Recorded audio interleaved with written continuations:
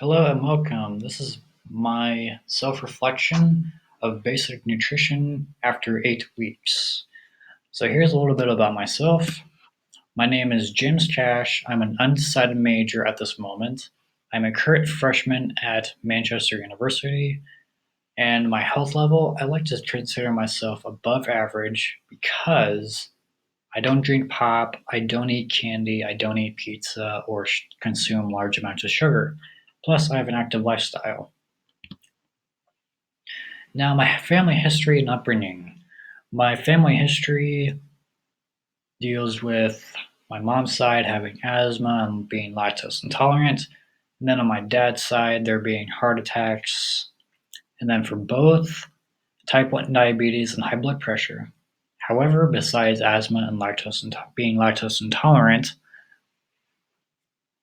the other three do not affect me because of my upbringing. Now, my upbringing has been to drink water, eat raw vegetables, consume no sugar, no high acid foods, exercise, and then taking vitamin supplements. Now, the high acid foods cause my asthma, so that is why I do not consume them.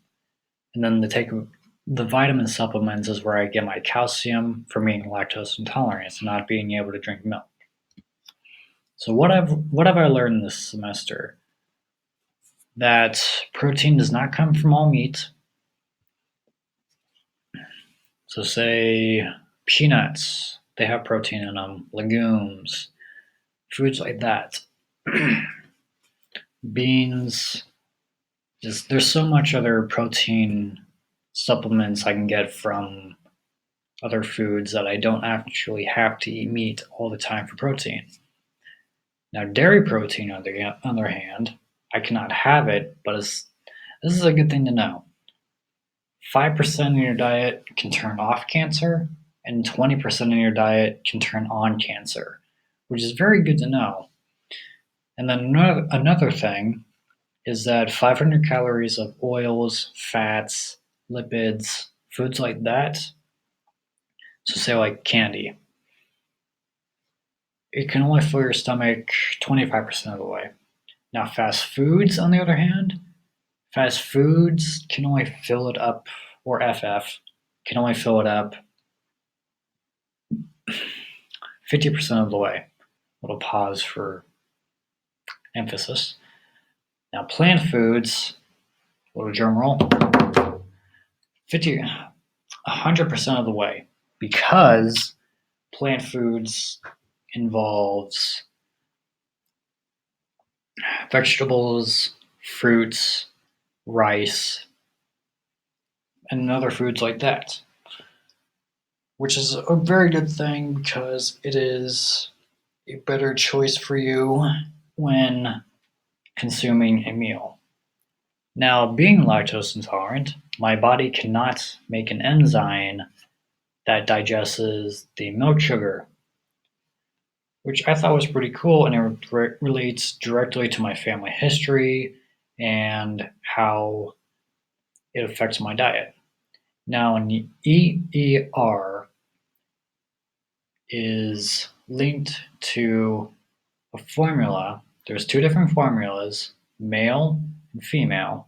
If you're male, like I am, you will focus on one of the formulas and then plug in your height and then weight, and then that'll give you a number of calories you need to eat per day to maintain your constant body weight. Also, your transit time, you have from the second you eat something 24 hours to 72 hours. That is your window in when that particular thing should exit your body. And I thought that was pretty cool because that's something I can keep track of on a personal note. Moving on to ways I can improve my health. I can improve it by going on a Mediterranean diet, a DASH diet, a vegan diet, or a vegetarian diet, which are all good things to go on because dieting is good. And all of that cuts down on meat, which is ultimately what I want to do. And then another thing is to have more physical activity in my life because that will make sure I don't get overweight or anything like that. And then knowing how food affects you, because when you know how food affects you, you'll be more aware of how it'll affect you later on in life or within a few days. So, like the transit time, if you eat bread, it'll take a little bit longer to move through you. All right, moving on to some personal roadblocks I have to implement some of these ways I could be healthier. First off, lack of self control. It's hard to say no to a sizzling steak on a cast iron skillet with mushrooms, onions, and potatoes all on it.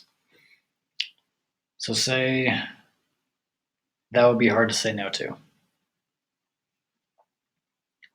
Now, there's also being uncomfortable in trying new things. If you are uncomfortable with trying new things, you're kind of shy and you don't really know if you'll like them or not.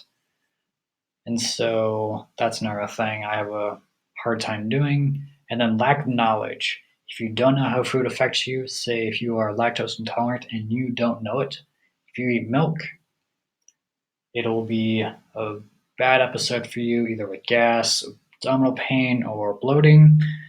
And then lastly, of food.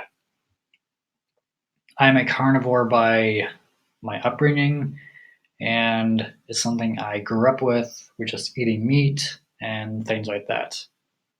So that's something I need to work on. How? Well, all the things I can improve on is learning self-control. So win smaller, not bigger, because all those smaller victories will add up to a large victory in the end. And then self reminders. It's like, hey, you need to get on your diet more, or you need to stop cheating on it, things like that. And then sucking it up and try it. When you do that, your body comes more used to whatever food you're eating and things like that. And then trying healthier options at restaurants. So say instead of that juicy steak, get a salad instead. It still has some meat on it, but it could be steak or chicken, but you get more of that whole foods and vegetables in there.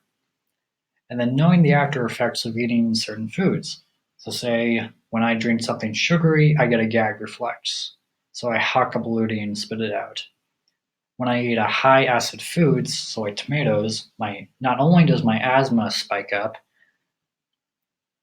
I have a runny nose, and then when I eat bread, I have a uncomfortable GI tract when it comes out because it hardens up and it's not fun to pass.